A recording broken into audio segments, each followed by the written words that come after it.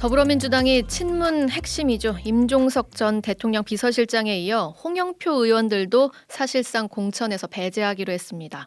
당사자들이 불복하거나 탈당하는 등 후폭풍이 거센데요.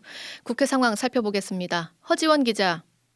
네, 국회입니다. 네, 당장 오늘 오전에 서른 의원이 탈당을 선언했네요.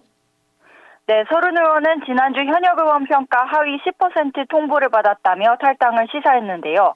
아침에 국회에서 탈당 기자회견을 열고 지금의 민주당은 이재명 대표의 지배를 받는 전체주의적 사당으로 변모했다고 지적했습니다. 그러면서 이 대표는 연산군처럼 모든 의사결정을 측근들과만 결정하고 그에 반하는 인물들은 쳐내며 아부하는 사람들만 곁에 둔다고 강도 높게 비판했습니다. 어제 의총에서 이 대표의 사퇴를 촉구하며 의원들에게 고별 인사를 했다는 설 의원은 자신이 이 대표를 가감없이 비판해왔다는 이유로 하위 10%에 들었다고 주장하며 40년을 지킨 민주당을 떠나겠다고 했습니다. 민주당 공천 논란이 시작되고 김영주 국회부의장, 이수진, 박영순 의원에 이어 네 번째 탈당입니다. 이렇게 평가 하위의 대상자가 되면 경선에서 아주 불리해지는 건가요? 네, 그렇습니다. 하위 10%인 설 의원은 경선에서 득표수의 30%를 감산 적용받아 스스로 경선에서 이길 수 없다고 밝혔는데요. 해당 평가 자체가 친명 주류에게 유리하고 자의적이라면서 비판이 커지고 있습니다. 네, 전략공천관리위원회가 계속 전략 지역과 후보자를 발표하고 있는데요. 이게 사실상 현역 컷오프다 이렇게 볼 수 있습니까? 네, 민주당 전략공관위는 어제 임종석 전 대통령 비서실장이 출마를 준비하던 서울 중성동갑에 전현희 전 국민권익위원장을 공천하며 논란에 휩싸였는데요. 오늘 공관위는 추가로 홍영표, 안민석, 변재일, 기동민 의원 지역구를 전략지역으로 지정했다고 밝혔습니다. 전략지역으로 지정되면 현역 의원을 경선에 붙일 수도 있지만 외부 인사를 공천할 수 있어 사실상 컷오프나 다름없다는 해석이 나옵니다. 해당 의원들은 하나같이 전략지역 지정은 부당하다며 반발하고 있는데요. 조직이나 지역 경쟁력 등 여러 면에서 자신들이 더 유리한데 이 같은 결정은 선거 구도에 악영향을 끼칠 수 있다는 겁니다. 또 기동민 의원 같은 경우엔 불법 정치 자금을 받은 혐의로 재판을 받고 있는데 공관위는 일부 금품 수수를 인정한 점에 주목해 컷오프를 결정했다고 밝혀 이로 인한 논란도 이어질 전망입니다. 네, 공천 배제 이후에 임종석 전 비서실장의 입장도 좀 주목받아 왔는데요. 오늘 오전에 기자회견 했습니까? 네, 임 전 실장은 당 지도부에 서울 중성동갑 전략공천 결정을 재고해달라고 요청했습니다.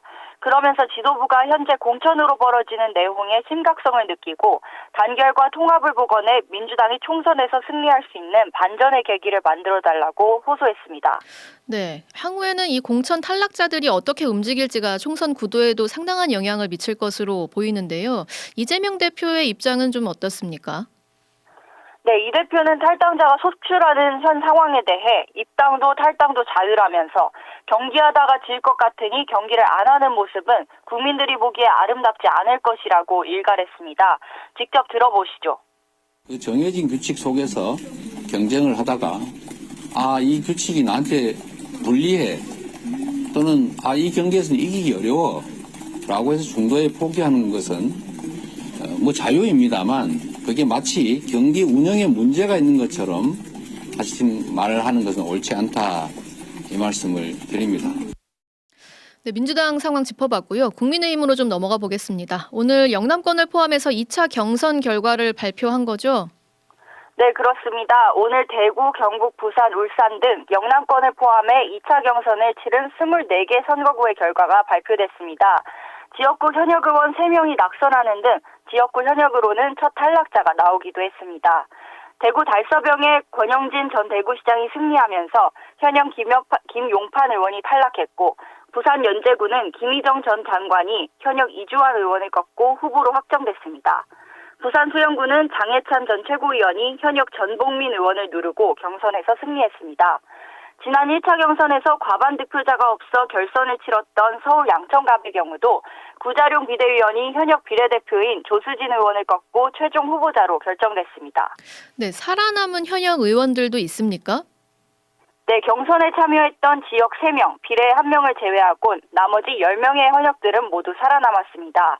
대구의 경우 수성갑 주호영, 서구 김상훈, 북구의 김승수 의원이 모두 승리했고 경북의 경우 포항북구 김정재, 경주 김석기, 김천 송원석, 구미갑 구자근, 상주 문경 이미자 의원이 각각 최종 후보로 확정됐습니다.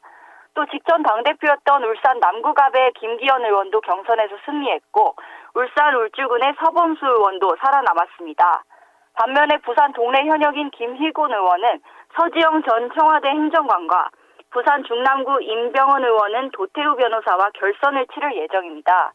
포항 남구 울릉 현역 김병우 의원 또한 이상휘 전 대통령실 춘추관장과 결선까지 가게 됐습니다. 관련해 국민의힘 정영환 공관위원장 말 들어보시죠. 이제 현역들이 방어를 많이 한 것 같아요.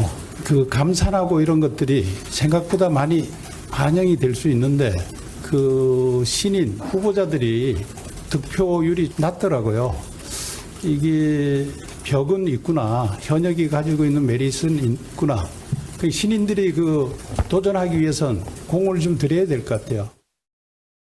근데 또 눈여겨볼 만한 결과 있을까요? 네, 경기 분당을 해선 경선을 치른 김은혜 전 대통령실 홍보수석이 승리했고 서울 송파병에 출마했던 김성용 전 대통령실 행정관은 패배했습니다.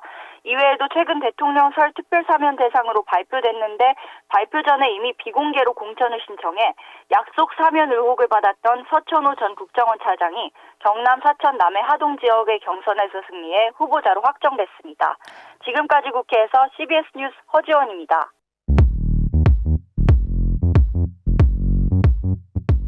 오늘 하루 뉴스 맥락 정다운의 뉴스톡이면 됩니다. 유튜브 노컷 채널 알림 설정하시면 매일 오후 5시 30분 실시간 참여하실 수 있습니다.